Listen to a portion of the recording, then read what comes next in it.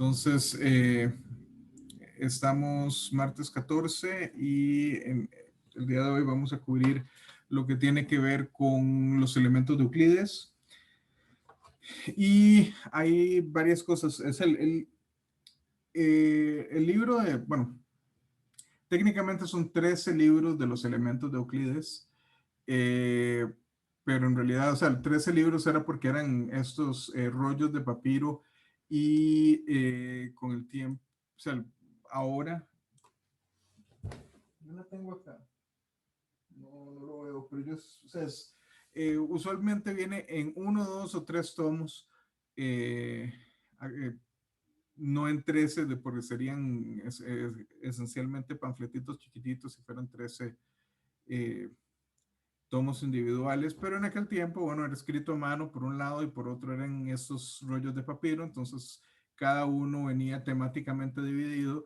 Podríamos pensar en 13 capítulos de un libro, a como lo vemos de manera moderna, pero es una de las colecciones más importantes en la matemática y en la ciencia, o sea, más importantes entre los libros que vamos a ver, o incluso algunos que vamos quizá a mencionar por su valor científico, pero no necesariamente vamos a estudiar porque están fuera de la temática del curso, pero por ejemplo, libros profundamente importantes en la historia de la ciencia.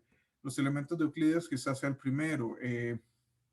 Diría yo que, bueno, quizá el Liber Abaci de Fibonacci, eh, aunque ese lo pondría ahí como que sí o que no.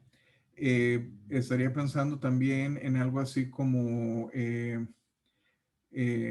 método de Descartes, uh, el, eh,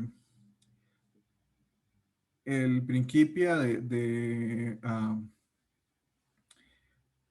Newton, en ciencia, aunque fuera de matemática, el origen de las especies de Darwin. Uno estaría a veces tentado a meter los de Galileo, y no es que carezcan tanto o incluso los de Copérnico, pero no es que carezcan tanto, al menos los de Galileo, de substancia. Es el hecho de que por la forma en la que están escritos, eh, Galileo era muy inteligente y él, para tratar de que no lo quemaran en la hoguera en la Inquisición, pues trató de esconder sus mensajes en una narrativa ahí medio extraña, de la cual hablaremos en su momento, y eso hace que el libro no sea como tan influyente desde el punto de vista científico, aunque claramente cambia cánones del momento. Pero en fin, los elementos, nosotros vamos a cubrir por lo menos a 4 de esos libros, y este es el primero. Y entre su importancia, una de las cosas que podemos ver era Eric Temple. Eric Temple es un matemático e historiador de la matemática. Y una de las cosas dice que Euclides me enseñó que sin supuestos no hay prueba. Por lo tanto, en cualquier argumento hay que examinar los supuestos. Y aquí argumento puede verse como discusión, pero también es como un argumento lógico, ¿verdad? Eh, y en este sentido es, bueno, por un lado lo que está describiendo es el método axiomático, que la primera vez que se ve formalizado es justamente con Euclides, aunque no perfectamente formalizado, como lo vamos a ver en un momento. Y por otro lado, que de un punto de vista más retórico, el hecho de que uno puede acá, o sea, siempre que a ustedes les hagan o sea, alguien tenga un argumento que ustedes encuentren interesante, pero que no lo creen completamente y lógicamente suena bien, fíjense cuáles son las cosas que esa persona está asumiendo en esa, o sea, cuáles son los axiomas para la conclusión a la que está llegando. Bueno, y el otro, Bertrand Russell, decía que a los 11 empecé Euclides con mi hermano como tutor. Fue uno de los momentos más importantes de mi vida. tan deslumbrante como el primer amor. Nunca antes había imaginado que existía algo tan delicioso en el mundo. Desde ese momento y hasta que tuve 38, la matemática fue mi principal interés, mi principal fuente de felicidad. Esto es de Bertrand Russell y Bertrand Russell es una figura interesante. Él es matemático, bueno, él murió hace casi 50 años, después de una larga vida. Él murió, no tenía 100, pero estaba cerca de los 100 años.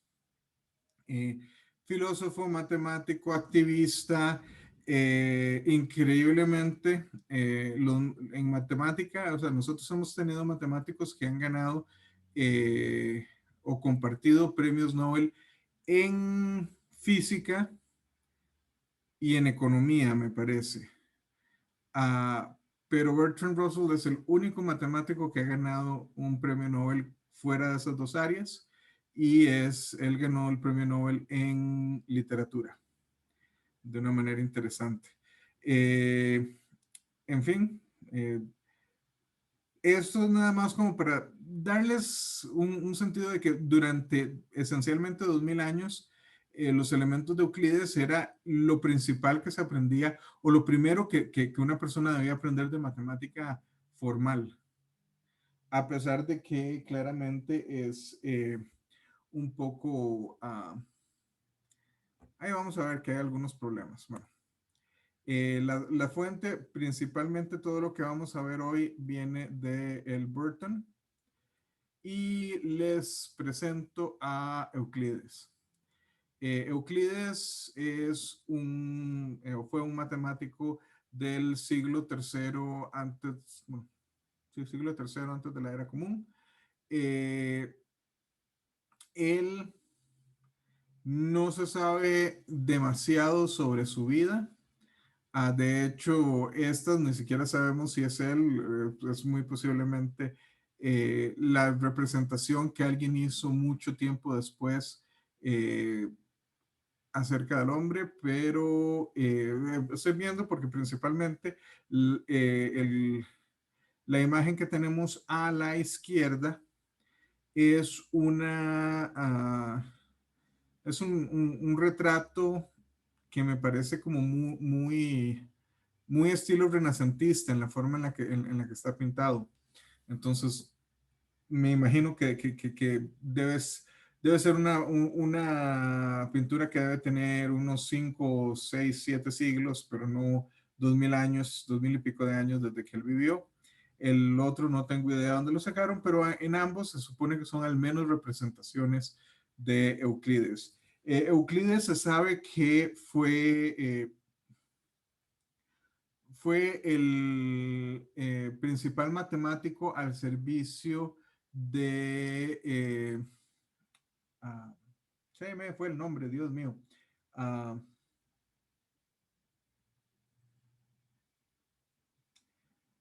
el faraón, el general griego que se hizo faraón.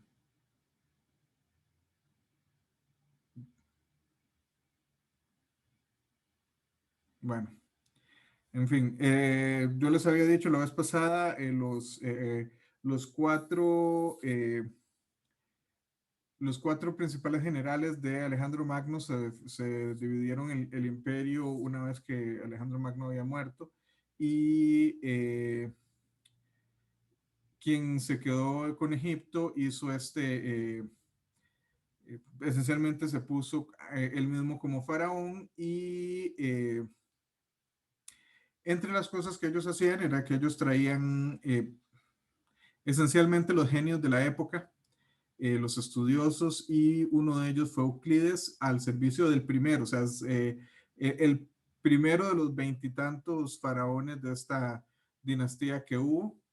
Entre las cosas, eso lo sitúa que él tuvo que haber estado vivo al menos hacia el 300, los 320 en adelante, pero en realidad no sabemos, no tenemos mucha más información sobre él. Se le dice Euclides de Alejandría, pero ni siquiera sabemos si él en realidad es de Alejandría. Lo que sabemos es que él vivió mucho tiempo en Alejandría. Uh, y muchas de las cosas que él hizo fue esencialmente recopilar la matemática de su época y catalogarla y ponerla en un orden lógico, haciendo patente el sistema deductivo axiomático, es decir, tenemos una cierta cantidad de principios que son ciertos. ¿Y por qué son ciertos? Porque yo digo que son ciertos esencialmente. O sea, evidentemente no son principios antojadizos. El hecho de que nosotros digamos que son ciertos porque son ciertos suena un poco antojadizo, pero por un lado se supone que son algo intuitivos, o sea, son cosas que uno como que ve y tiene sentido. Pero por otro lado, Euclides no completamente, porque 2000 años después tenemos las geometrías no euclideas, pero Euclides se da cuenta que todo depende de cuáles sean los supuestos que uno da.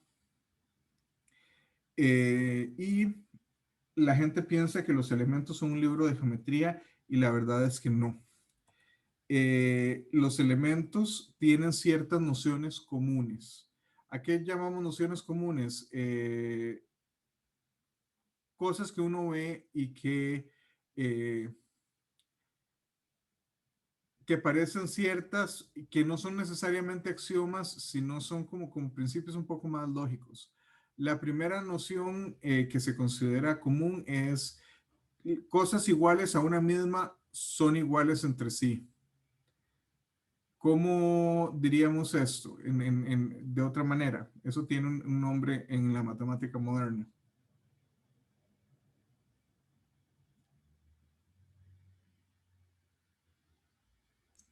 Es que eso es como la ley de transitividad, por decirlo así, ¿no? Correcto. Entonces usted tiene si A es igual a B y C es igual a B, entonces A es igual a C. Eh, la segunda es si se añaden iguales a iguales, los todos son iguales. Uno de los problemas de los elementos es que evidentemente estuvieron escritos en griego antiguo, no en español moderno, pero las traducciones son más o menos de este tipo porque así era como se expresaban en ese momento. Entonces, si se añaden iguales a iguales, los todos son iguales. ¿Qué quiere decir eso? ¿De qué otra forma lo expresaríamos nosotros el día de hoy? Sumar ambos lados de la igualdad, tal vez. Exactamente, si usted tiene que A es igual a B, entonces A más C es igual a B más C. Si se sustraen iguales de iguales, los restos son iguales, es lo mismo que el anterior, solo que con subtracción en vez de adición. Acordémonos que en estos momentos ni siquiera ellos manejaban los números negativos como los entendemos nosotros actualmente. Así que la suma y la resta sí son, o sea, para nosotros son la misma operación, solo que con otros números, o sea, con números negativos en vez de positivos. Pero para ellos sí eran sustancialmente distintos. Las cosas que coinciden una con otra son iguales entre sí. Eso me parece mucho con la primera, pero ahí se ven un poco más con respecto al... Eh, ahora lo vamos a ver con los principios de semejanza. Y el todo es mayor que la parte. Eso esencialmente asumamos, tenemos X y Y positivos, entonces X es menor que X más Y, por decirlo de alguna manera. Y ahora los postulados. Los postulados son las cosas que se asumen ciertas. En este caso, si estamos hablando de los postulados en geometría, pero, o sea, ellos crean, o Euclides crea una lista de 5 postulados. El primero es una línea recta puede ser dibujada uniendo dos puntos cualquiera. O como lo diríamos nosotros, para todos dos puntos distintos en el plano existe una única recta que los contiene. ah, un segmento de recta se puede extender indefinidamente en una línea recta. O lo que diríamos nosotros es, usted tiene ah, un segmento, puede producir un rayo a partir de ahí. Dado un segmento de recta, pueden dibujarse un círculo con cualquier centro y distancia, y esa distancia, y la distancia de ese segmento. O lo que está diciendo ahí esencialmente es que yo puedo tomar una distancia, medirla con el compás, poner el compás en cualquier otro punto y hacer un círculo uh, con ese radio. Todos los ángulos rectos son iguales entre sí. ¿Ok? La igualdad de los ángulos rectos. Y el quinto postulado, el que esencialmente le da a mucha gente mucho que pensar por 2000 años. Si una línea recta corta otras dos de tal manera que la suma de los dos ángulos interiores del mismo lado sea menor que dos rectos, las otras dos rectas se cortan al prolongarlas por el lado en el que están los ángulos menores que dos rectos. ¿Qué quiere decir eso?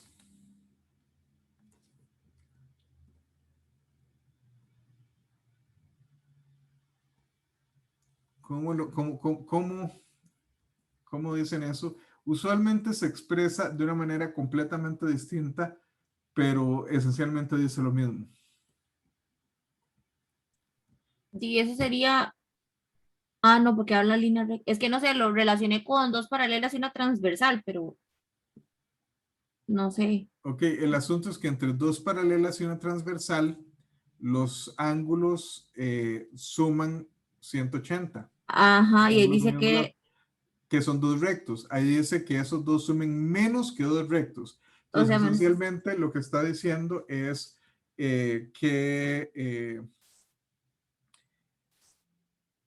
o sea, que si son menos de dos rectos, entonces se van a intersecar, lo cual usualmente se toma el contrapositivo que dice, ok, si esos ángulos miden lo mismo que dos rectos, o sea, miden 180 grados, entonces las rectas que tenemos son paralelas. Y ahí viene, o sea, esencialmente ese postulado es el que asegura la existencia de paralelas. Y el problema es que las paralelas existen siempre y son únicas en la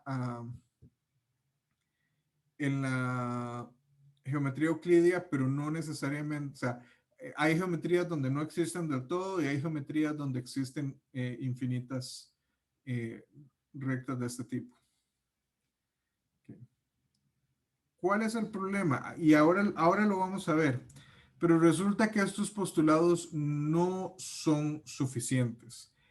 Euclides hace algunas cosas que parece que no se da cuenta de que lo que él mismo está haciendo no es consistente con lo que él está proponiendo. Y creo que en un video anterior les había dicho que era Bertrand Russell, pero me equivoqué, fui y me fijé. Y es David Hilbert, quien hace 130 años, una cosa así, toma y extrae todos los axiomas que están de alguna manera implícitos en el trabajo de Euclides, y él llega a la conclusión que son en total 21, o sea, que deberían ser 21 postulados, no 5, que hay cosas eh, que Euclides hace que o sea, honestamente no se pueden hacer sin asumir cosas adicionales. Y eso lo podemos ver desde la primera proposición del libro 1, que dice que dado un segmento AB, existe un triángulo equilátero con ese segmento como uno de los lados. O dicho de otro paso, o sea, si usted me da una distancia, yo puedo hacer un triángulo equilátero con esa distancia de lado. ¿A alguien se le ocurre cómo puede hacerse eso? ¿Cómo llega él a esa conclusión?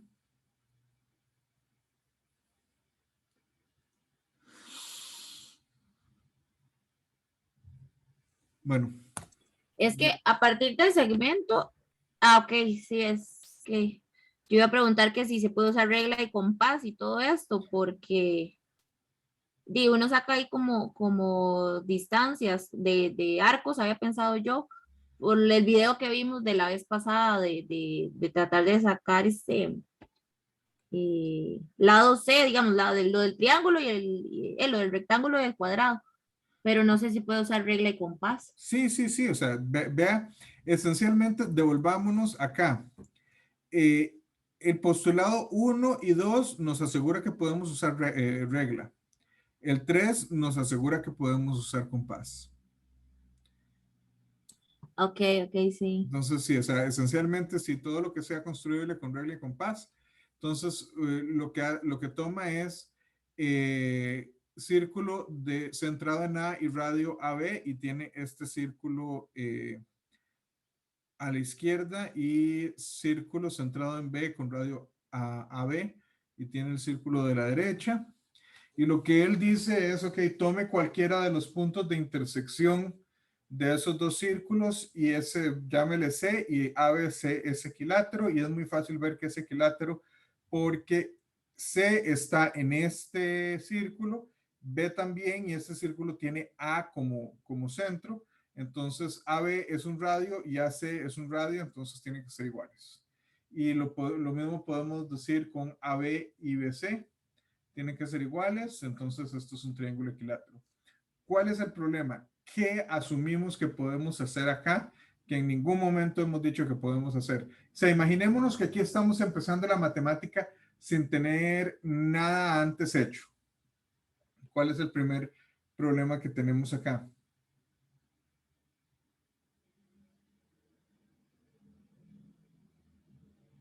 Veamos, repitamos lo que dijimos. Tomamos el círculo de centro A y radio AB, lo cual podemos hacer por el postulado 3. Y tomamos el círculo de centro B y radio AB, tenemos un segundo círculo. Los dos los podemos sacar por el postulado 3. ¿Qué es lo siguiente que dijimos? Y trazamos ahí de AC y de BAC, que son ¿Y qué radios. es C? C es el punto de intersección entre los dos círculos. ¿Y en dónde hemos dicho que dos círculos se intersecan? O sea, que dos círculos se tienen que intersecar. Mm, O sea, es cierto, lo que usted está diciendo es correcto, ujú. es el orden que se sigue, es el orden que el mismo Euclides da, pero en ningún momento, no hay, ninguno de los 5 postulados nos asegura que estos dos círculos tengan puntos de intersección. Ujú. No hay nada que diga que esos dos círculos se tienen que intersecar y por ende, en matemática usted necesita estar seguro que puede hacer lo que está haciendo. Tiene que haber algo que justifique eso.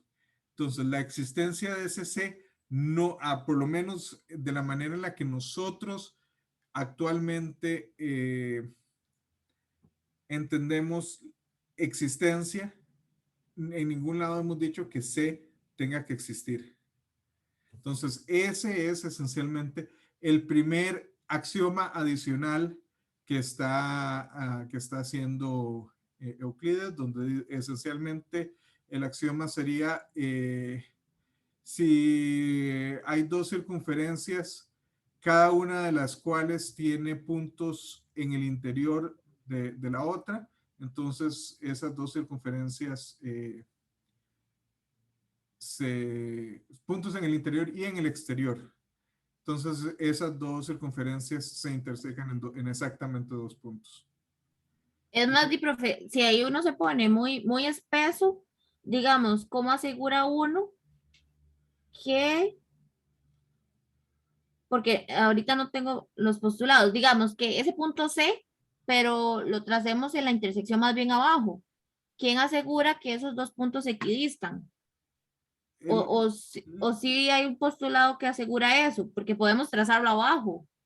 la idea sería la misma. La idea viene de la definición de un círculo. Un círculo es el conjunto de puntos con una distancia dada a un punto que llamamos el centro. Entonces, si Ujú. nosotros tomáramos C aquí abajo, pasa lo mismo. Ah, sí, es un radio igual, AB, sí, sí. AB y AC son radios de Ujú, este círculo, entonces son iguales. ujú, BC y BA son radios de este círculo, entonces son iguales. Y ahí ya teníamos una de las nociones comunes que nos decían, si dos cosas son iguales a una misma, son iguales entre sí, todos los lados son iguales, ya está. ujú. Sí, sí, Entonces, sí, sí. ese no es el problema es que o sea, en ningún lado tenemos la existencia de C. C estamos diciendo existe porque decimos que existe y Y ya está. listo, sí. Ujú. Ujú, ok, ok. Entonces, ese es uno de los primeros problemas que vemos. En la proposición 4 nos presenta otro problema. Si dos triángulos tienen dos de sus lados y el ángulo correspondido entre ellos iguales, entonces los triángulos son iguales. ¿Cómo conocemos nosotros eso? Lado, ángulo, lado. Criterio de Criterio. Ujú. congruencia, lado, ángulo, lado. El problema es que la forma en la que ellos lo hacen esencialmente es que tienen estos dos círculos, estos dos triángulos, perdón, y la idea es, no tengo a mano la redacción exacta, pero esencialmente la idea es que ellos toman uno de los triángulos y lo superponen sobre el otro y ven que necesariamente tiene que caber. O esencialmente se construye uno sobre el otro. Uno de los problemas ahí es que usted está diciendo que usted puede levantar un triángulo del plano y ponerlo en otro lado, por decirlo de alguna manera. Dicho de otra forma, lo que usted está haciendo es lo que hoy se denominaría como un movimiento rígido en el espacio. Un movimiento rígido es cualquier función biyectiva que conserva distancias. Entonces, cualquier movimiento que uno haga del triángulo eh, sería un movimiento rígido. Y usted puede pensar, ok, de una manera intuitiva, lo que nosotros podríamos pensar es, si tenemos los dos triángulos en papel, pues podríamos agarrar tijeras, cortar uno de los triángulos y ponerlo sobre el otro y ver que son iguales. Pero no hay nada en los postulados que nos asegure que podemos hacer eso. Entonces, yo sé que son esas cosas un poco, no sé cómo explicarlo, como eh, no exactamente triviales, pero son de esas cosas donde los matemáticos tendemos a ser mucho más detallistas de lo que el resto de la gente piensa que es necesario. Y en este caso, nuevamente, aquí habría un axioma adicional sobre movimientos rígidos. Eh, la proposición 5 dice que en un triángulo isósceles los ángulos de sus bases son iguales. Esta de hecho siempre me ha hecho gracia porque no entiendo por qué lo hace de la manera en la que lo hace.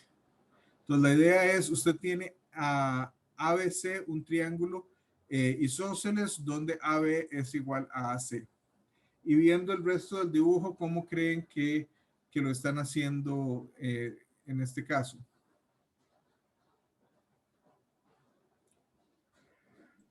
Está extendiendo el segmento AB y el AG de manera de tener dos triángulos que van a ser congruentes por lado, ángulo, lado, que fue el postulado anterior. Ujú. Entonces, ay, y entonces vamos a tener que los otros lados miden lo mismo y qué. Los ángulos. Dice que estaría llegando a lo mismo, a que tiene un triángulo que tiene dos lados iguales y dice, al ser semejantes, los ángulos, el ángulo FB, el FBG, digamos, va a medir lo mismo que el GCB. Y como están ahí cortados, entonces es que como no tienen ahí, no puedo rayar, sí puedo rayar, pero parece que puedo rayar. Yo creo que sí, no sé cómo lo quito después, pero rayo. Ok, este, ahí ni se ve. Sí, sí se ve, Sí bueno, se ve, sí ok. se ve. Vamos a ponerle, no sé, rojo. Este ángulo va a medir lo mismo que este ángulo por el criterio de semejanza. Y entonces, di, la suma de ese con este tiene que ser lo mismo que la suma de este con este. Entonces, este ángulo tiene que medir lo mismo que este ángulo. Y me imagino que aplica lo mismo para este con este. Ok. Pero no sé. Esencialmente es lo que hace, lo que nunca he entendido es por qué Cuernos no hace simplemente, dice, ok, AB es igual a AC, eh, y el ángulo en el medio es ABC, que es el mismo, entonces el triángulo ABC y el triángulo ACB son congruentes, donde el orden importa, o sea, Ujú. esencialmente yo sé que es el mismo ángulo, pero el mismo triángulo, pero lo que estamos haciendo es simple y sencillamente decir el triángulo así y el triángulo si le damos la vuelta son exactamente el mismo y Ujú. de ahí concluirlo la igualdad de los ángulos, pero en fin, no es de esa manera en la que lo hace, sino hace esta construcción donde efectivamente lo que dice es, ok, extendemos a AB y AC hasta F y G respectivamente, de manera que BF y CG son iguales. Eh, y tenemos los triángulos AFC y AGB que van a ser congruentes por lado, ángulo, lado, porque AB es igual a AC, AG es igual a AF y el ángulo en el medio es el mismo, entonces lado, ángulo, lado, tenemos la congruencia. De ahí tenemos la congruencia también de BFC con G, con C, GB. ¿Por qué? Porque ahí tenemos este es igual a este es igual a este y este lado del BC es el mismo. Entonces, por lado, vamos a tener la congruencia. Y de ahí sí, lo que hacen es decir, ok, este ángulo tiene que ser el mismo de este. Ay, perdón. Eh, sí, los ángulos que usted dijo tienen que ser iguales y por diferencia de un ángulo llano, estos dos tienen que ser iguales. Me parece que se está complicando mucho. Ok. Uh, si uno de los lados de un triángulo es producido, el ángulo exterior es mayor que cualquiera de los ángulos interiores opuestos al ángulo. ¿Qué está diciendo? Y el producido está subrayado por una buena razón. Yo iba a preguntar a qué se refiere con producido, prolongarlo o algo así. Correcto. Ok. Esencialmente, la manera de decir producido es que lo está prolongando. Creo que era el segundo postulado el que aseguraba que no podía hacer eso. Pero sí, o sea, en este contexto, él toma producir como prolongar. Y esencialmente lo que hace es que dice, bueno, si hacemos esto, podemos ver que este ángulo, o sea, esencialmente hace esta construcción haciendo, con F haciendo que A, B, C, F sea un paralelogramo. Entonces, este ángulo es igual que este ángulo y este ángulo, teníamos una de esas nociones comunes que nos decía que el todo es mayor que la parte. Entonces, este ángulo es menor que el ángulo completo exterior de donde se acaba este. Y este lo único que hace es que extiende, hace y hace lo mismo del otro lado para hacerlo con este ángulo ABC. O sea, ya vimos que BAC no puede ser mayor o igual a ACD.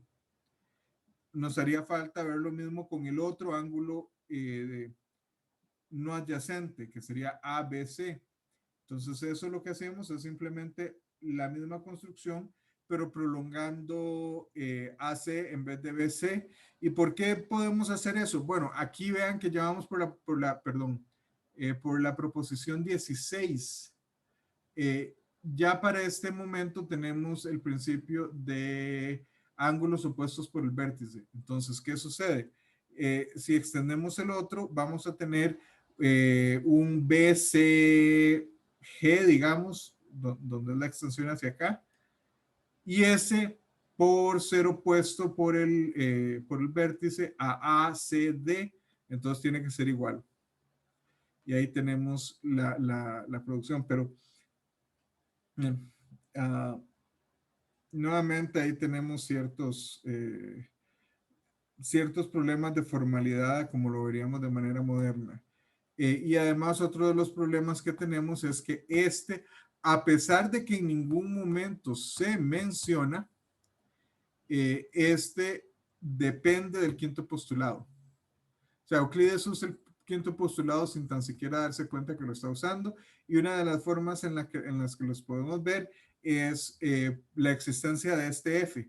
¿Por qué existe este F? Nosotros no tenemos en realidad seguridad de que vaya a existir, y una forma de verlo es que si nosotros nos vamos a geometría riemanniana, a la esfera compleja de Riemann, podríamos perfectamente hacer que el punto de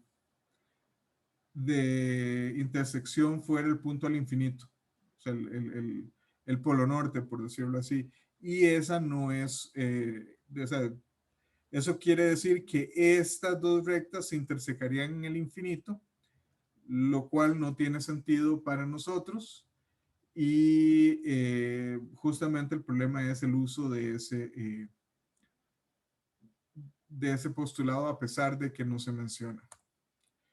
Ahora, si dos rectas se cortan por una transversal de modo que los ángulos alternos internos son iguales, entonces esas rectas son paralelas. Esencialmente lo que estamos diciendo es, si yo tengo dos rectas y este A es igual a este C, entonces las rectas son paralelas. Dos rectas, una transversal, A igual a C, o en su defecto a B igual a C. Entonces, estas dos rectas van a ser paralelas nuevamente. Esto sin realmente decir que lo está usando, usa el quinto postulado. Y esto no es cierto en otras geometrías. Usted puede tener esas medidas y efectivamente que las rectas se intersequen dentro del espacio en el que está trabajando. Usualmente esto siempre se intersecaría, me parece que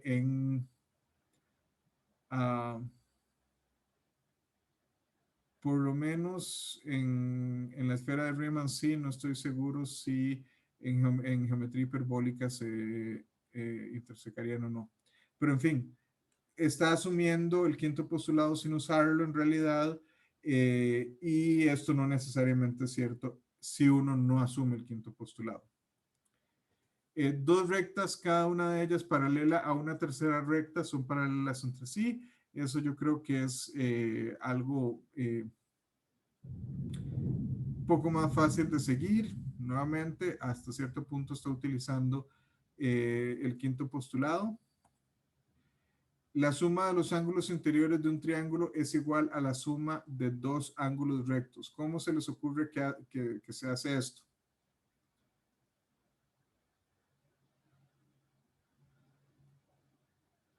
Okay. Lo que hacemos justamente es tomamos una paralela o sea, tenemos ABC, tomamos L, una paralela a AC. ¿Y qué sucede en este caso? E tiene que ser igual a C, por lo que habíamos visto dos proposiciones antes, que esencialmente, o en la proposición anterior, bueno, E tiene que ser igual a C en este caso, y de la misma manera, A tiene que ser igual a el que no está indicado acá, pero el que no está indicado acá es D, porque es opuesto por el vértice a este. Entonces, B, E y D claramente suman lo mismo que dos rectos, o diríamos nosotros 180 grados o pi radianes.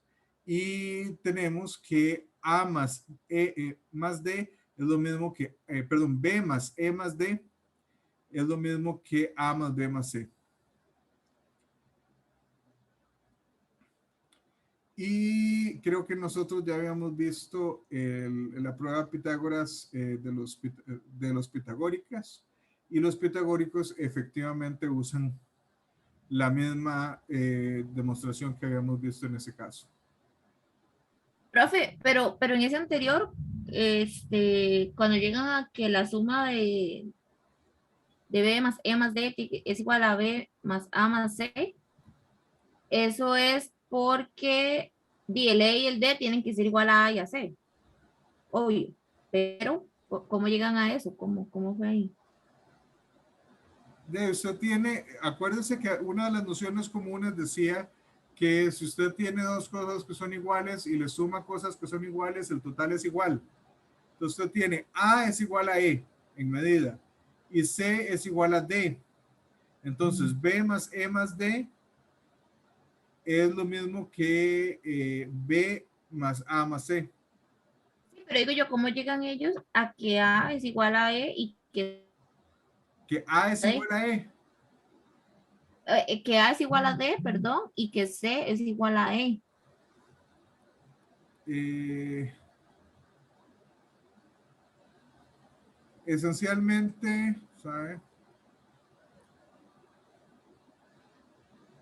Es una combinación, o sea, es una combinación de esto con el teorema de... okay. Esta proposición, vea lo que tenemos acá. Nos están diciendo si son paralelas, bueno, es un sí, solo sí. Si son paralelas, entonces estos ángulos en este dibujo, el A y el C son iguales. O si el A y el C son iguales, entonces estas tienen que ser paralelas. Pero también tenemos el opuesto por el vértice, entonces A y B son paralelas. Tomando esta proposición, es lo que ellos usan acá, perdón, que dicen, ok, esta es paralela a esta. Entonces, este es igual a este y este sería igual a, si prolongáramos esta, al que queda acá, que por ser opuesto por el vértice es igual a E. No sé si ahora queda un poco más claro.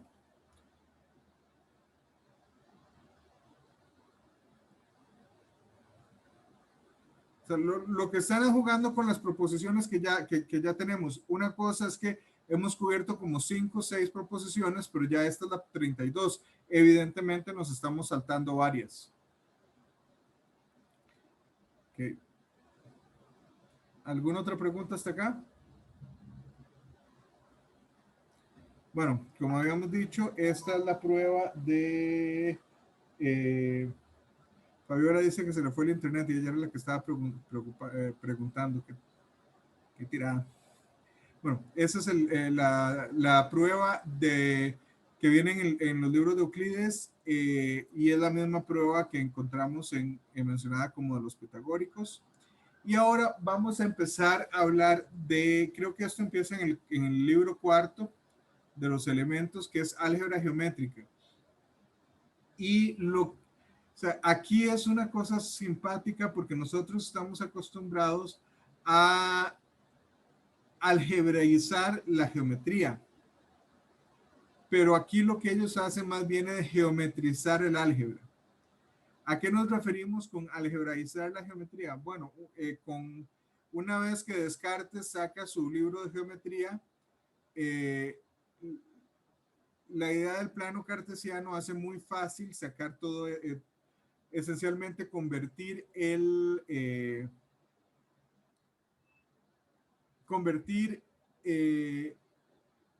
las rectas en variables algebraicas, las longitudes, las áreas, todo esto, de manera que uno pueda manejarlas algebraicamente. En este caso es todo lo contrario. Ustedes van a encontrar cuestiones que son meramente algebraicas y van a resolverlas con geometría. Los conceptos, ¿a qué nos referimos? En este caso, cuando vemos algo que es de la forma A por B, ellos inmediatamente no piensan en simplemente un producto algebraico, piensan en un rectángulo cuyos lados son precisamente A y B. Y a cuadrado es el área de un cuadrado del lado A, lo cual, por eso es que le decimos cuadrado más frecuentemente de lo que le decimos a la 2. O sea, nosotros esto podríamos decir a la 2 o a cuadrado. La idea de cuadrado viene justamente de esto.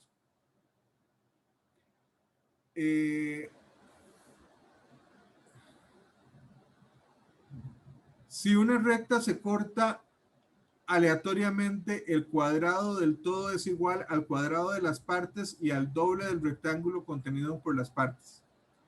¿Qué es eso?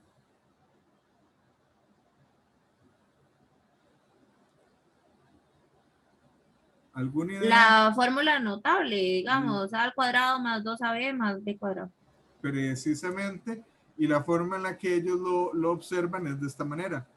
Usted tiene un cuadrado del lado AB y lo que se le forma es un cuadrado del lado A, un cuadrado del lado B y dos rectángulos del lado AB respectivamente. ¿Cómo se les ocurre que se puede resolver la ecuación AX igual BC usando geometría?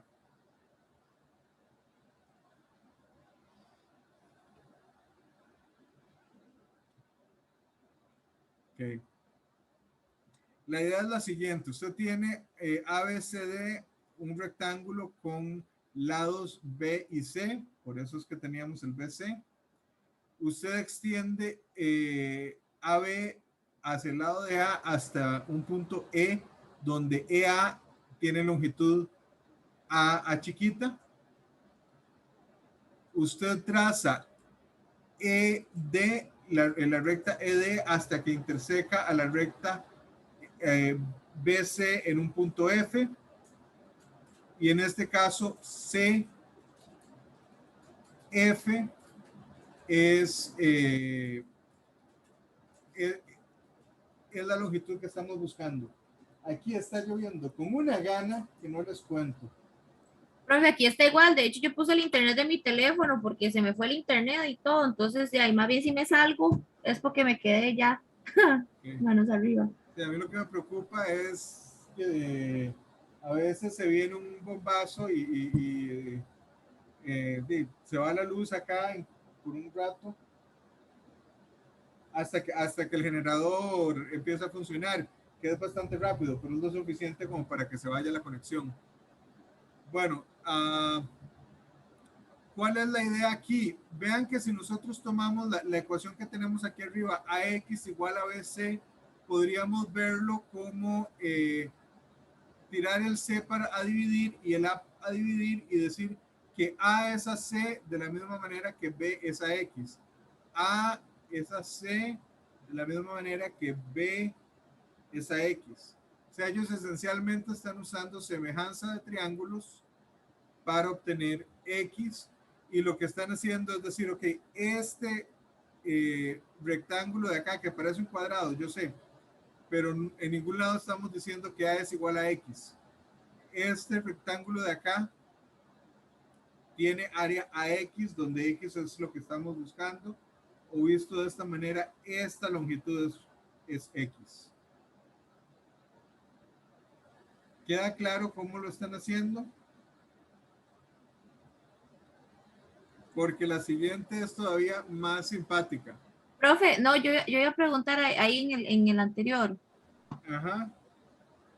Los triángulos, todo bien, pero usted está diciendo que toman B es a X, pero el B es a B. ¿Qué es? Que DF mide lo mismo. Ok. Esencialmente lo que están haciendo es semejanza del triángulo y el Ujú, triángulo y el triángulo CDF. Entonces, como ujú. son semejantes, el cateto largo es el cateto corto de la misma manera que el cateto largo es el cateto corto. A es a C de la misma manera que B es a X. Ajá, ajá, y ahora sí lo vi. Ujú. Okay. Ok, ok. Perdón. No, que ya lo vi, que ya lo vi, que ya ahora sí entendí. Ok. Ahora veamos estas. Esencialmente cualquier ecuación cuadrática que nosotros veamos puede ser eh, expuesta de esta manera. O sea, de una de estas tres fórmulas.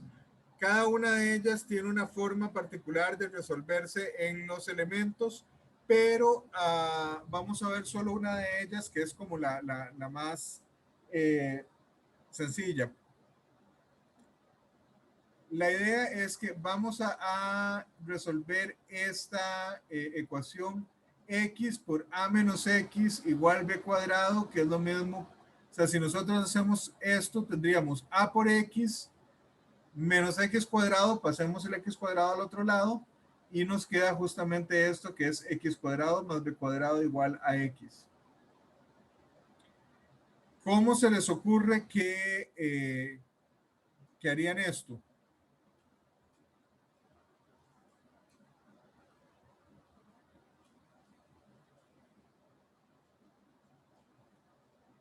Aquí, aunque no lo estemos diciendo, vamos a asumir que B es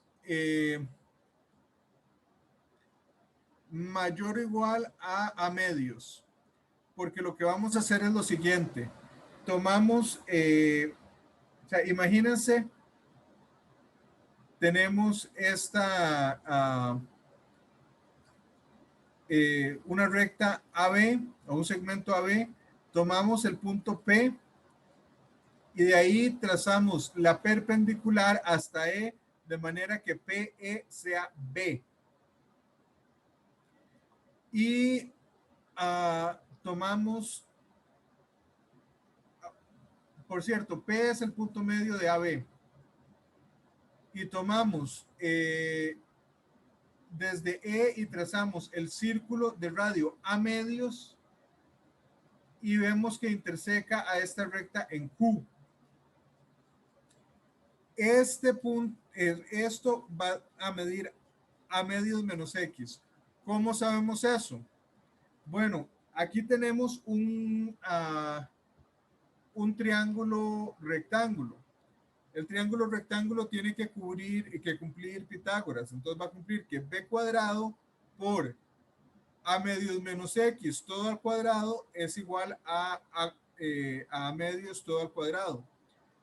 Cuando desarrollamos eso nos va a quedar b cuadrado más a cuadrado cuartos menos ax más x cuadrado igual a cuadrado cuartos. El a cuadrado cuartos se cancela, pasamos el menos ax al otro lado y obtenemos exactamente esta, perdón, esta ecuación que tenemos acá. ¿Y qué sería x? Bueno, x sería QE. ¿Por qué? ¿Qué es lo que estamos haciendo? Estamos haciendo, o sea, AB tiene longitud A, entonces PB tiene longitud B. Y aquí vemos por qué necesitamos, nosotros sabemos que la hipotenusa siempre es mayor que cualquiera de los catetos.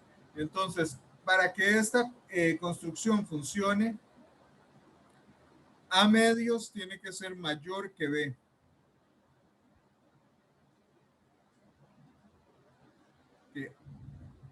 ¿Alguna pregunta hasta acá?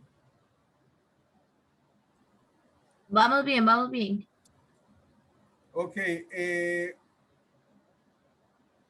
Esencial. Para mí, aquí podían terminar, donde simplemente toman esta. Sin embargo, ellos sí hacen una construcción completa Y esencialmente toman este X, lo extienden. Okay.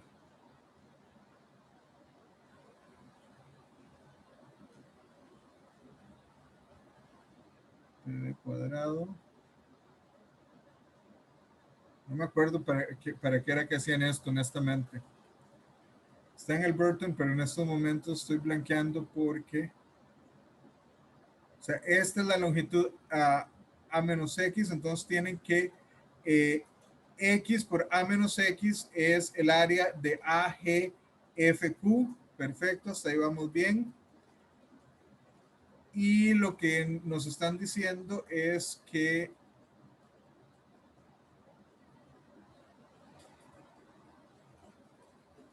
veamos AQFG, sí, más HFKC,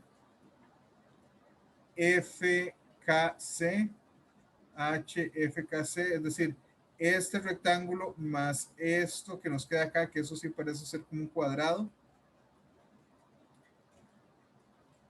es igual a PB cuadrado.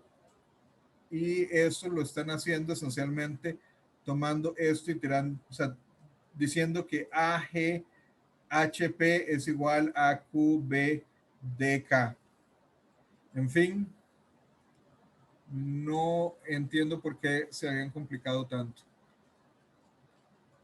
Hay Profe, una, ajá, ay, es que ahí lo que yo no entiendo es que AQFG, estamos bien, más HFKC, que sería todo ese cuadrado.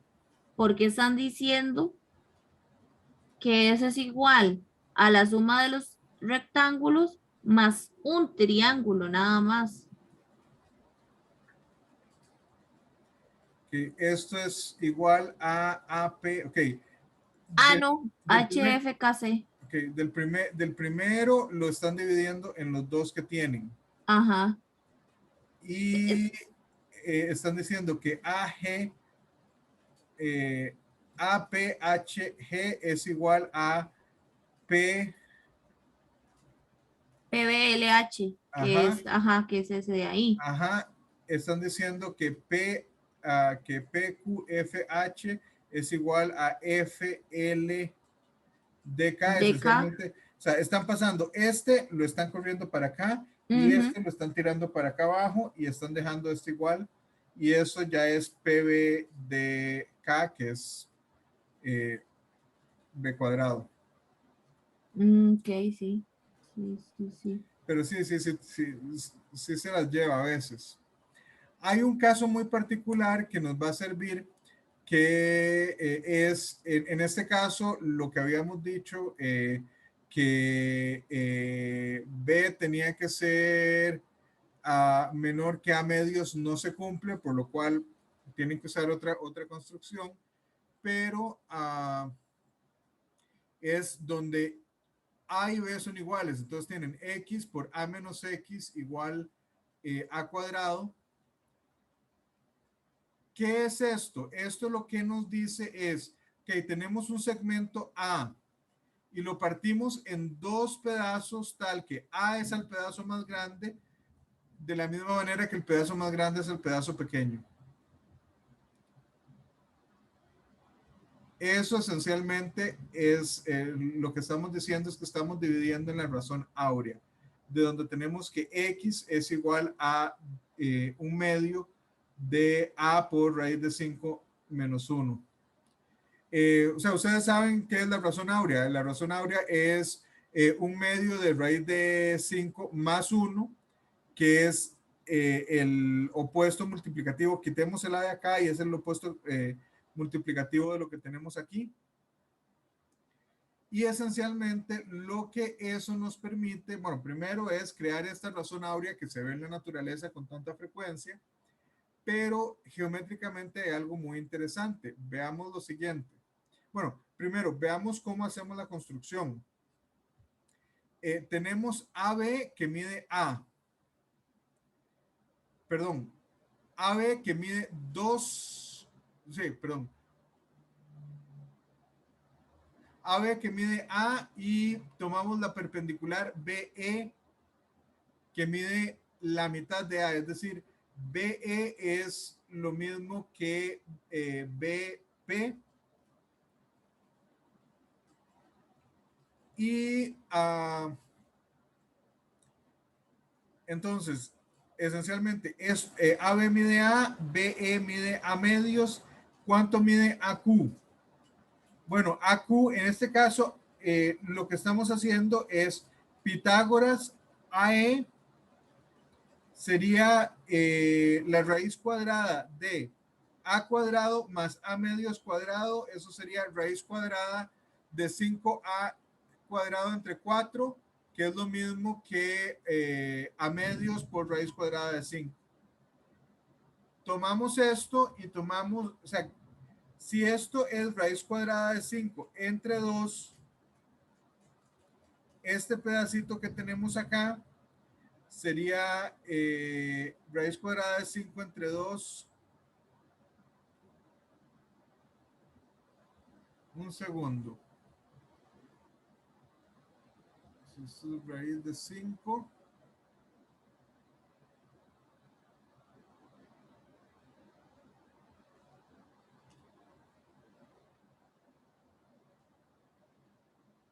Este pedacito de acá sería raíz de 5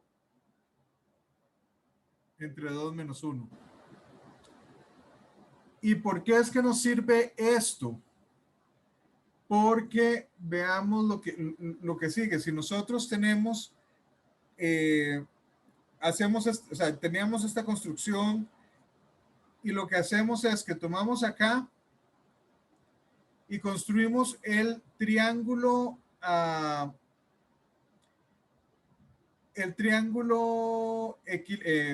isósceles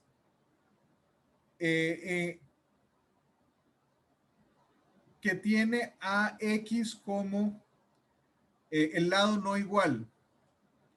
Y tomamos y haciendo un círculo del lado DB centrado en D, podemos obtener C.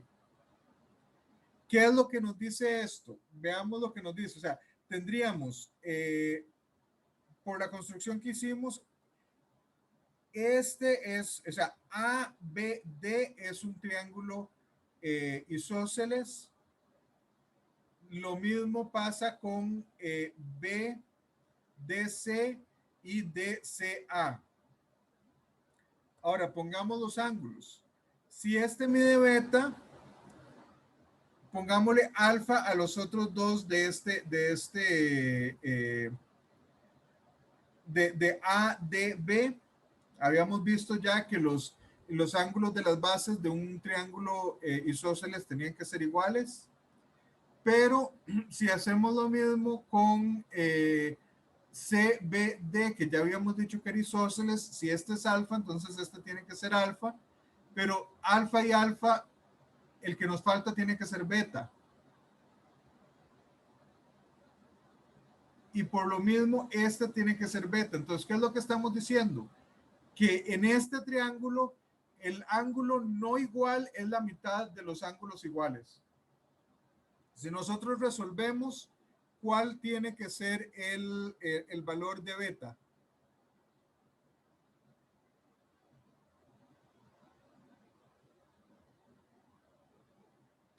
Aquí tendríamos, o sea, sabemos que beta... Alfa medios. Bueno, alfa medios. ¿Y cuál es el valor de alfa?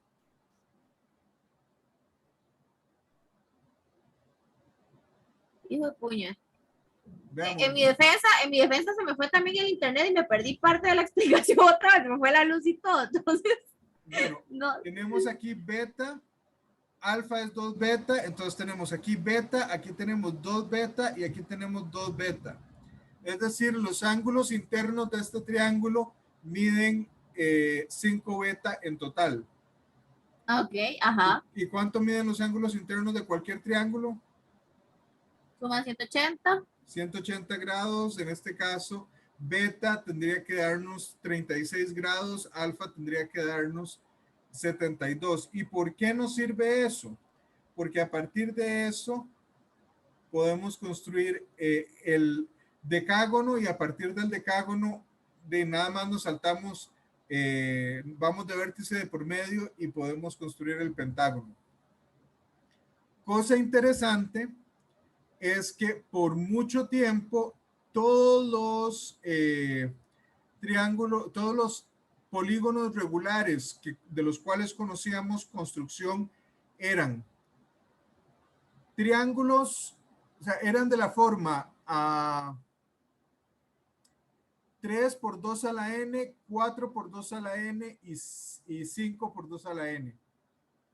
¿Por qué decimos, bueno, si nosotros tenemos un triángulo, especialmente si es un triángulo equilátero, pues podemos trazar las alturas, y a partir de las alturas, esencialmente lo que estamos es dividiendo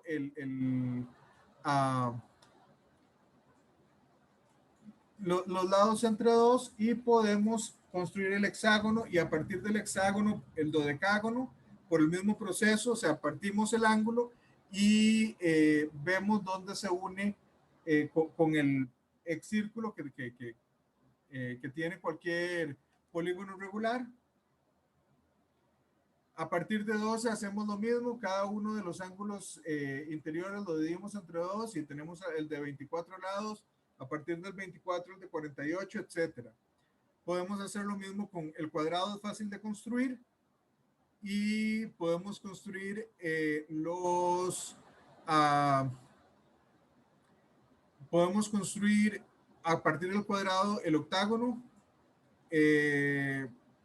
8 lados, de ahí podemos construir el de 16, de 16 el de 32, y así sucesivamente, 64, 128, etcétera. Aquí tenemos 5 y 10, de hecho tenemos 10 antes de tener el de 5, pero eso no importa. A partir del de 10 podemos construir el de 20, de ahí el de 40, y así sucesivamente. Por mucho tiempo solo se podían construir, o solo se conocía la construcción de eso. O sea, si yo les decía el heptágono, el de 7 lados, no se podía construir. Nadie sabía cómo. Hoy sabemos que ese en particular no es constructible. El de 8 sí, el de 9 sí, el de 10 sí, el de 11 no, el de 12 sí, el de 13 no, el de 14 no, el de 15 no, y así sucesivamente. El de 17 no. Curiosamente, el de 17, como 2000 años después, un mocosuelo como de 14 años en Alemania, al finales del siglo XVIII, por el nombre de Carl Friedrich Gauss, se le ocurrió o sea, encontró la construcción del polígono regular de 17 lados. Si el mocoso se hubiera muerto al día siguiente, y eso es todo lo que sabemos de Carl Friedrich Gauss, aún así hubiese pasado a la historia de la matemática. Pero él hizo un poco más. Él no solo demostró que usted podía construir el de 17 lados, sino que encontró una forma de generalizar la construcción, y esencialmente lo que usted tiene es que ustedes saben cuáles son los primos de Fermat.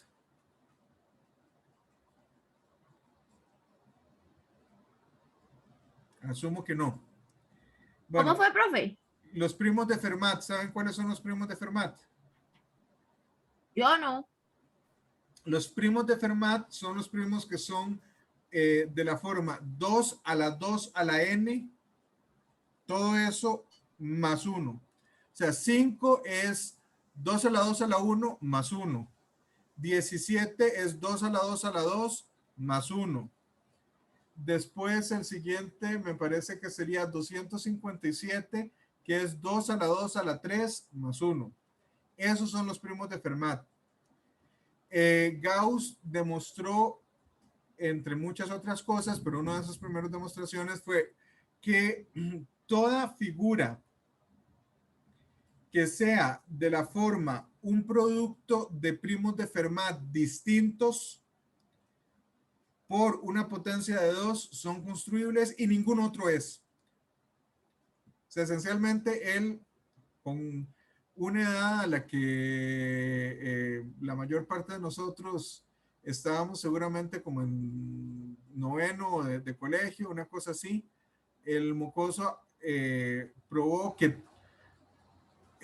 los polígonos regulares construibles son exacta y únicamente aquellos que tienen esa manera. Entonces, por ejemplo, bueno, teníamos 3,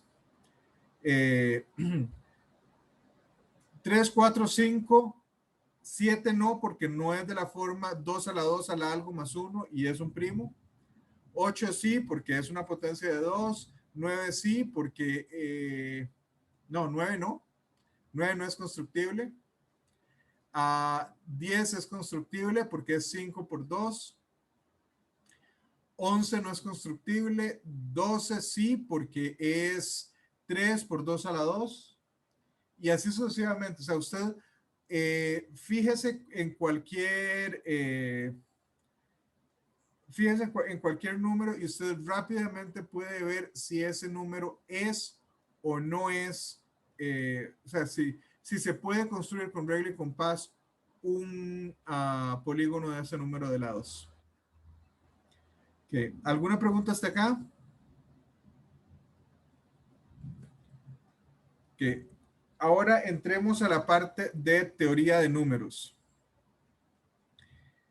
Ya en el libro 7, donde empieza la parte de teoría de números, dice que una unidad es la virtud por la que cada una de las cosas que existen puede ser llamada uno.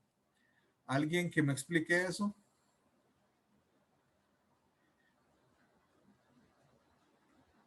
Bueno, asumo que el silencio es lo mismo de que desde el punto de vista de matemática moderno, eso no tiene así como, eso suena más como una definición filosófica que una definición matemática. La definición 3, un número es parte de un número menos que el mayor si éste mide al mayor. Alguien que baraje eso, ese sí tiene una traducción bonita. Mi hijo de puña, es que eso está como trabalenguas. Más o menos, pero por ahí. Sí. Es que no sé a qué hace referencia con es parte de un número, primero que todo. Okay. En este caso, ser parte de un número es ser un factor propio. Ok.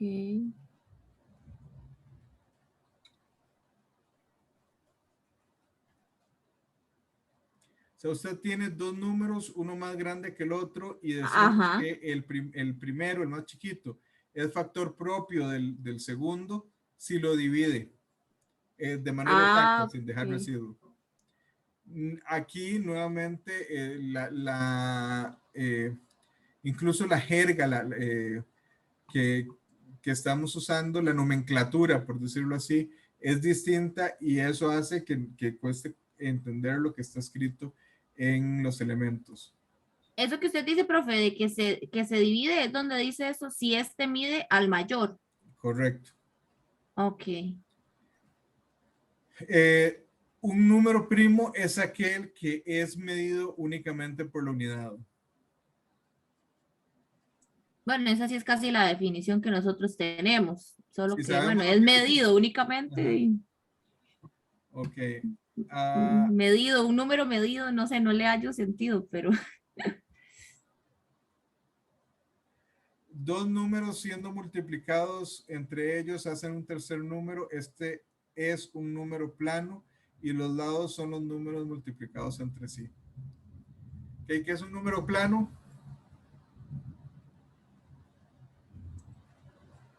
ni idea. Un Di un número, número que entero. un número compuesto.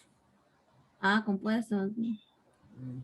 esencialmente lo que estamos diciendo es, si tenemos dos números que no son la unidad y los multiplicamos entre sí, lo que podemos estar pensando es lo que ya habíamos visto de un rectángulo con esos números de lados y como forma un rectángulo que está en un plano, se le llaman números planos. Un número es perfecto si es igual a sus partes. ¿Saben qué es un número perfecto? Asumo que no, Que porque no hay residuos. Que el dividirlo no hay residuos, no, nada que... no. Un número es perfecto, es un número, no un conjunto de números. Cada número o es perfecto o no. Y vea lo que dice, un número es perfecto si es igual a sus partes. Y no sé, el 22, 2 y 2, entonces es perfecto. No, No. 6 es perfecto porque 6 es 1 más 2 más 3 y 1 más 2 más 3 son las partes de 6 o los factores propios de 6. Ah, ok. Los números perfectos son una de esas inquietudes matemáticas que, que han maravillado a la gente desde el inicio y todavía dejan muchas preguntas abiertas. Nosotros conocemos muy pocos números perfectos. Eh, por ejemplo, tenemos 6 es el primer número perfecto, el segundo es 28. ¿Por qué? Porque los factores de 28 son 1, 2, 1, 2, 4, 7 y 14. 1 más 2, 3, más 4, 7, 7 y 7, 14, 14 y 14, 28. Y si queremos, creámosle a Google y busquemos los números perfectos porque son muy pocos. O sea, los que hemos encontrado. Profe, y no, sí, o sea, aparte de la definición, ¿verdad? De que sea igual a sus partes y todo esto, y sí, evidentemente no hay como un patrón a seguir para uno encontrarlos, porque de hecho yo aquí dije, digo, voy a probar el 7 y sí, jamás el 7 no se puede descomponer en los factores de, o sea, la suma de los factores no me da 7. Que, correcto. Vean, el primero, ya dijimos, era 6, el segundo es 28. El tercero es 496. Porque los factores de 496 son 1, 2, 4, 8, 16, 31, 62, 124 y 248, que usted lo suma y da 496. El siguiente es 8128. Bueno, nuevamente, si ustedes escuchan los primeros que les estoy diciendo, 6, 28, 496 y 8128, ¿qué tienen en común esos cuatro números que les he dado?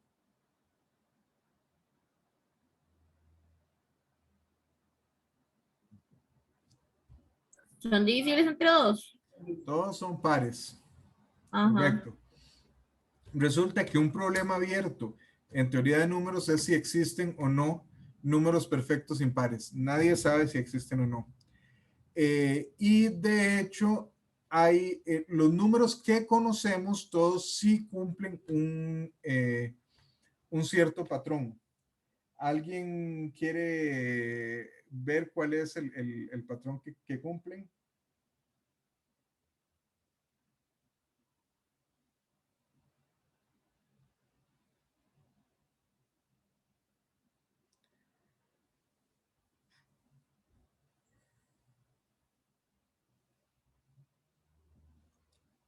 Okay. 6 es el primero.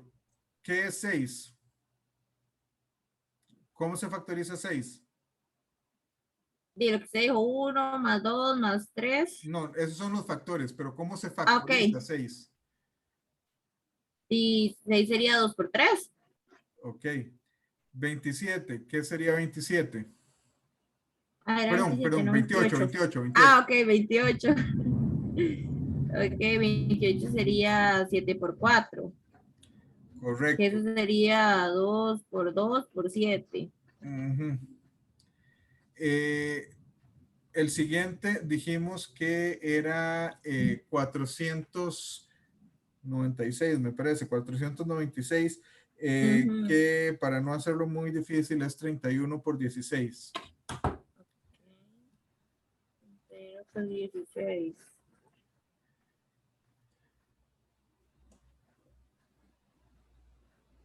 Y hay que ver un patrón ahí, supuestamente. Hay que ver un patrón ahí.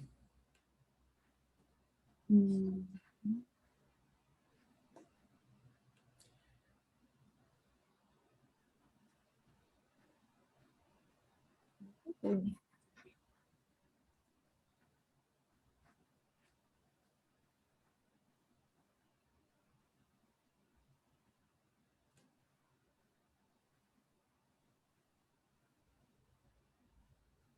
¿Conocen los números de Mersenne o los primos de Mersenne? Yo no. Bueno, los primos de Mersenne ustedes eran muy chiquillos para eso, pero hace 20 y pocos años se hicieron un poco famosos porque, ¿saben lo que es SETI? Ya no quiero hablar, profe. No, yo no. Bueno, SETI es un programa, es un acrónimo que dice Search for Extraterrestrial Intelligence. Esencialmente lo que están es buscando a ET.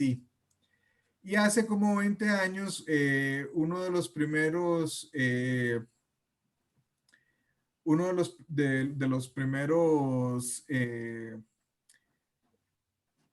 como crowd computing, proyectos de crowd computing que se hizo fue el SETI, que lo que hacían era que había un servidor en algún lugar, en una de las eh, eh, eh, alguno de los laboratorios de la NASA, probablemente JPL, y ellos bajaban fotografías que habían eh, obtenido, o sea, fotografías de radiotelescopios. Entonces, no son imágenes visibles al ojo humano, pero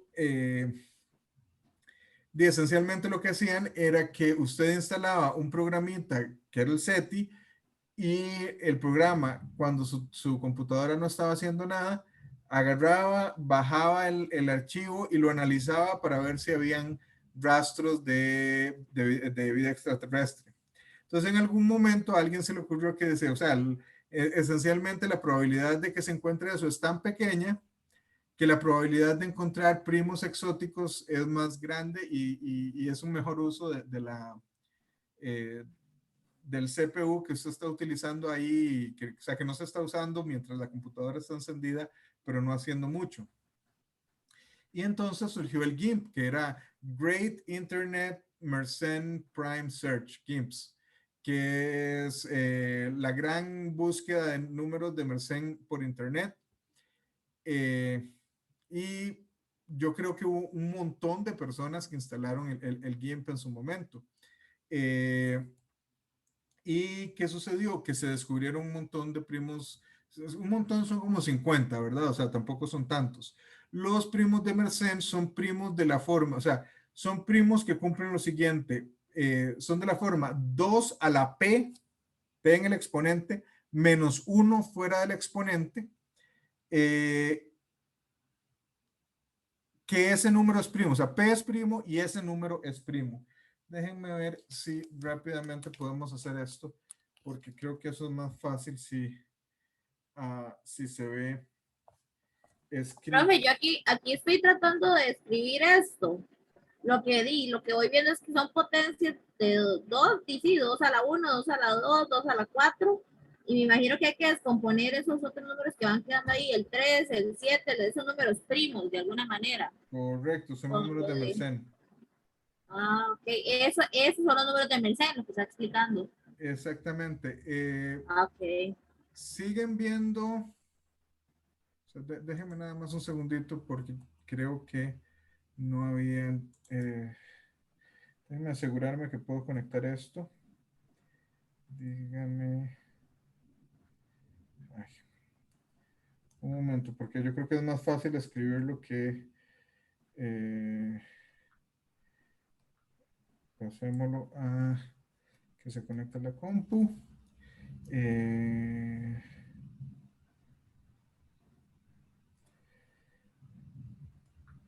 Conectémonos acá, 10.42, ok. Ok. Déjenme, yo sé que esto no... ok, voy a volver a compartir, pero no estoy compartiendo. Voy a compartir todo el escritorio más fácil. Entonces, ¿qué sucede? Los números de Mersenne cumplen lo siguiente. Los números de Mersenne cumplen que P es primo y 2 a la P menos 1 es primo. Entonces, estos son los primos de Mersenne.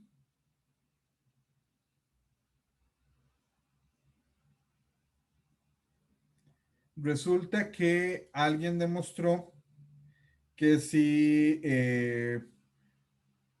o sea, que si usted tiene un P para el cual hay un primo de Mersenne, porque eso no siempre es cierto. O sea, usted me parece que con P igual 2 se cumple, que sería 4 menos 1. Con P igual 3 se cumple, que sería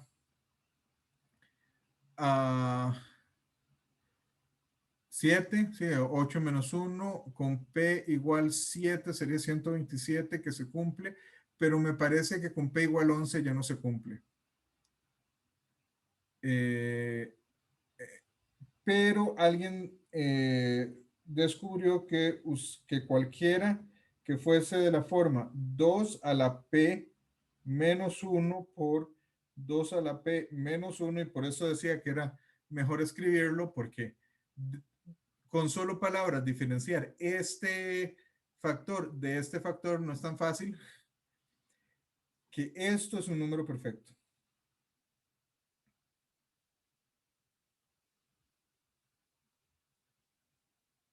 Entonces, si nosotros tenemos P igual 2, esto nos queda 2 y 3.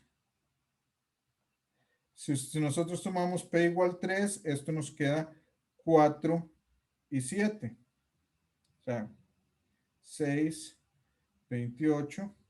Si nosotros tomamos P igual a 5, esto nos quedaría a 16 por 31. Y 16 por 31, ese sí lo teníamos, es 496. Y si tenemos a P igual P igual 7, esto nos daría a 64, que es 2 a la 6, y 127. Y esto, cuando lo multiplicamos, es 8128. Entonces, los primeros 4 que tenemos cumplen exactamente este patrón. Bueno, alguien demostró que cualquier número, o sea, si usted tiene P' y 2 a la P menos 1, este segundo factor primo, entonces este producto es un número perfecto. Resulta que todos los números perfectos que conocemos cumplen esa forma, y más aún cumplen, como solo conocemos alrededor de 50 primos de Mersenne, solo conocemos alrededor de 50 números perfectos. Nadie ha encontrado nadie ha encontrado un número perfecto que no cumpla ese patrón, aun cuando la prueba no dice que todos los números perfectos cumplen ese patrón. Lo que dice es que cualquier número que cumpla ese patrón es un número perfecto. Entonces, como es de esas cosas simpáticas, no es tan sencillo ah, de resolver, o sea, al punto de que miles de gente que trabaja en teoría de números ha tratado y hasta el momento nadie lo ha logrado. Bueno, sigamos para ver si vamos terminando.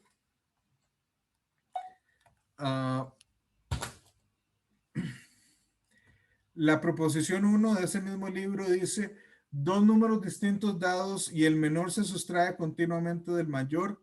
Si el número que queda nunca es medido por el anterior hasta alcanzar la unidad, entonces los números son primos entre sí. Nosotros conocemos eso, lo hemos visto escrito de otra manera, pero eso sí lo hemos visto. ¿A alguien se le ocurre Máximo dónde? común divisor. No es exactamente, aunque le da a uno el algoritmo para calcular el mínimo común divisor, pero no es el mínimo común divisor. Ahí Sería, ujú. no, no, es que dice es factorización definitivamente, pero así como dice, nunca es medido por el anterior hasta alcanzar la unidad, por eso fue que pensé eso, porque que uno cuando está haciendo eso, el máximo común divisor, y no, no sé, eso es lo que pensé. Ok.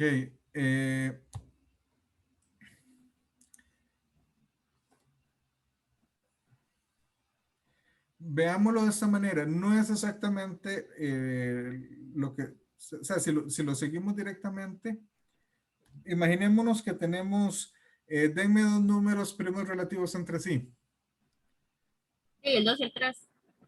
No, no, es muy tontuelo, es muy pequeño, Pequeñillos, el 21 y 5. 21 y 5. Ajá. Los 21 y 5. Si tomamos 21 menos 5, esto queda 16. 16 menos 5, bueno, este no va a ser tan simpático como quería. Ah, esto lo hicimos en un, ay, ¿qué es? En análisis numérico, ¿es? No, teoría de números. Me parece que vimos eso. Tenemos esto. O veámoslo de otra manera. 40 y 21. Entonces tomamos 40 menos 21, nos quedan 19. 21 menos 19 y nos quedan 2. Tomamos 19 menos 2, nos queda 17. Pongamos 2 por 9 de una vez porque vamos a restar un montón y nos queda 1. Entonces siempre llegamos a 1. Si llegamos a 1, lo que nos está diciendo es que son primos relativos los dos con los que empezamos, 40 y 21 en este caso, 21 y 5 en este otro. Pero, por ejemplo, si nosotros tomásemos 42 y 27, ¿qué factor común tienen?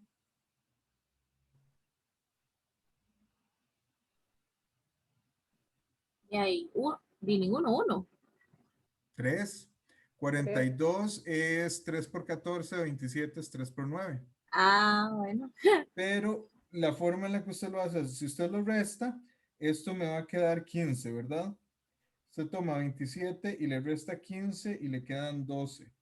Usted toma 15 y le resta 12 y le van a quedar 3. Y usted toma 12 y le resta 3 varias veces. Si le resta 3 le quedan 9, 3 le quedan 6, pero si le resta 3 4 veces, le queda 0. Como llega a 0 y nunca llegó a la unidad, el último antes de ese es El uh, factor común. el factor común. Ah, ok, sí. Entonces, esencialmente lo que está haciendo es esto, que es, si lo podemos ver de esta manera, como como el algoritmo de la división. Okay. dados A y B existen números X y Y tal que AX más BY es igual al mínimo común divisor de A y B. Esto suele mencionarse como el teorema de Bézout. El asunto es que Bézout, que lo vamos a ver en su momento, es un matemático francés del siglo XVII-XVIII, me parece, o es XVIII-XIX. Bueno, tiene más de 200 y menos de 400 años. Los elementos de Euclides tienen 2300 años, entonces como por alguna razón se le llama el teorema de Bézout, pero lo precede por milenios. ¿Qué quiere decir esto? Un caso particular, si A y B son primos relativos, ¿cuál es el mínimo común múltiplo de A y B? 1. Entonces lo que estamos diciendo es que hay X y Y tal que AX más BY es igual a 1. Dicho sea de paso, esto está escrito de manera moderna, donde nosotros estamos pensando que X o Y pueden ser negativos. Ellos lo hubieran escrito de una manera distinta, diciendo que existen X y Y tal que AX menos BY igual al mínimo común divisor, o BY menos AX, y por supuesto ellos no tenían esta notación del más de la manera en la que nosotros la tenemos. Entonces pueden irse a buscar, estos no están escritos de la manera original. Otra cosa que nuevamente aquí lo estamos escribiendo de una manera moderna es que si el máximo común divisor de A y B es D y dividimos A entre D y B entre D, entonces el mínimo común divisor de eso es 1. O puesto de otra manera, si A y B ambos son divisibles, o sea, tienen el máximo común divisor D, entonces A entre D y B entre D son primos relativos. Entre otros sí, entre otras proposiciones, se dice que si P es primo y P divide un producto, entonces P tiene que dividir alguno de los factores del producto. Lo que estamos esencialmente diciendo es que P no puede distribuirse. O sea, porque por ejemplo nosotros podemos decir, déjenme pensar en algo, 36 es 4 por 9.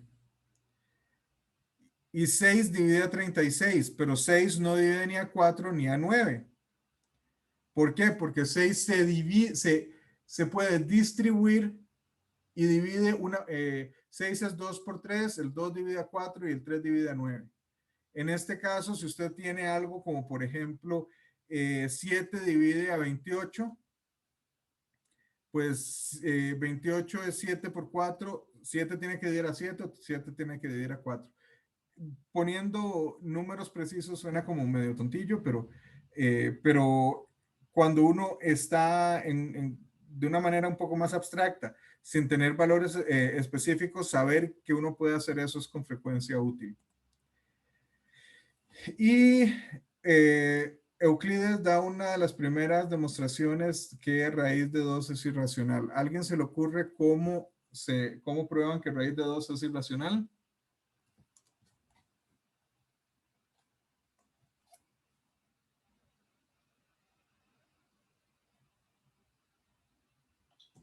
No me acuerdo yo, la verdad, como sí lo oí en algún momento, pero ahorita no lo tengo. Ok. Veamos. Imaginémonos que no, imaginémonos que raíz de 2 es de la forma A entre B. Entonces, ¿qué sucede? Eso quiere decir que 2b cuadrado es igual a A cuadrado. Bueno, y aquí asumimos que el máximo común divisor de A y B es 1. O sea, ya la fracción estaba reducida. Entonces, de aquí lo que obtenemos es que perdón, es que esta es un poquito viejita y a veces hay áreas de la pantalla que no dibuja. 2 divide a cuadrado, lo cual quiere decir a cuadrado es a por a. Y si nosotros nos fijamos hace un momento, que fue lo que habíamos dicho, si un primo divide un producto, entonces divide alguno de los factores. Esto quiere decir que 2 divide a, lo cual quiere decir que a es de la forma 2 a 1, por decirlo de alguna manera, y podemos introducir eso de vuelta en el anterior y decir 2b perdón, 2b cuadrado es igual a 2 a 1 al cuadrado,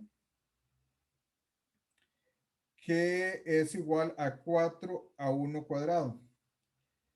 Y si simplificamos esto nos quiere decir que b cuadrado es igual a 4, perdón, cancelé un 2, es igual a 2 a 1 cuadrado. Lo cual quiere decir que 2 divide a b cuadrado, lo cual quiere decir que 2 divide a b, y vean lo que tenemos. Vean, 1, 2 y 3. A y b son primos relativos, es decir, no tienen factores en común, pero 2 divide a A y 2 divide a B. Contradicción, no podemos tener las tres cosas sucediendo al mismo tiempo. Porque si 2 divide a A y 2 divide a B, 2 es factor del mínimo común divisor, del máximo común divisor, y habíamos dicho que ese máximo común divisor era 1. No puede ser. Entonces ahí tienen una de las pruebas de la irracionalidad de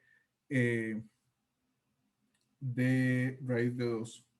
Y dicho sea de paso, sí, una de las preguntas que va a venir en el examen es precisamente sobre la irracionalidad de 2, y posiblemente ahí tengan que meterse un poco a buscar al respecto en los libros citados y en cualquier otro libro que tengan a mano. Okay. ¿Queda claro más o menos la idea en la prueba de esta irracionalidad? Sí, profe, de hecho, ahorita que usted lo hizo, eso lo vimos, bueno, por lo menos yo lo vi ay, en el curso de uno que había llevado al puro inicio de la carrera, donde uno ve, de hecho, todos estos postulados de esto, de que el máximo común divisor de A y B es B, entonces pasa eso. Vi esa prueba que se acaba de hacer.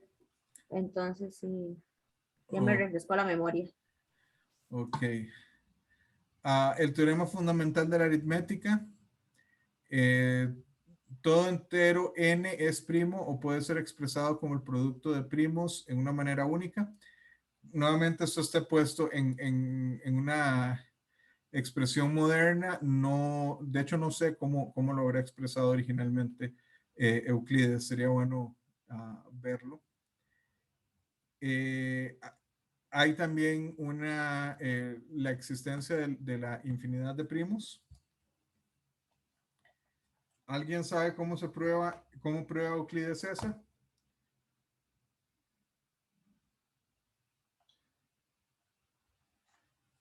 Esa es otra prueba bastante común o bastante clásica. Lo que Euclides dice es lo siguiente, o sea, igual por contradicción, asuma. Creo que aquí se hacía uso igual de esto mismo que acabamos de ver, que divide a 1 o divide a 2 o divide a 3 y todo esto, ¿no? Va por la misma línea del anterior. Más o menos.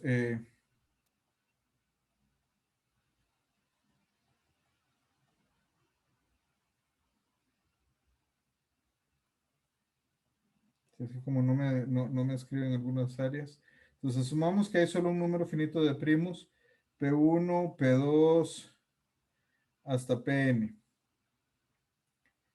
Y tomemos el producto P1, o sea, hagamos n igual a P1 por P2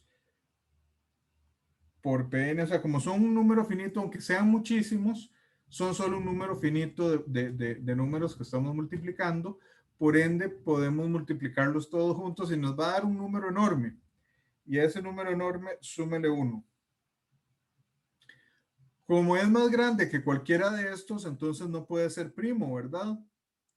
Porque no es ninguno de los que ya lo tenemos. ¿Por qué? Porque es al menos una unidad más grande que cualquiera de estos primos. Pero por otro lado, si es primo, entonces, si no es primo, es compuesto, por ende tiene algún factor que lo divide. Entonces, ¿qué sucede? Si pk divide a n, entonces de la división, o sea, puesto en manera moderna, n es congruente con 0 módulo k. Pero n es igual a P1 por pk menos 1, pk más 1, hasta pn más 1. Y eso es congruente. Bueno, si esto tiene a pk como factor, entonces no importa por qué lo estemos multiplicando, es un múltiplo de pk, módulo pk, esto es 0. Entonces esto sería a 0 más 1 y, perdón, aquí no era módulo k, aquí era módulo pk.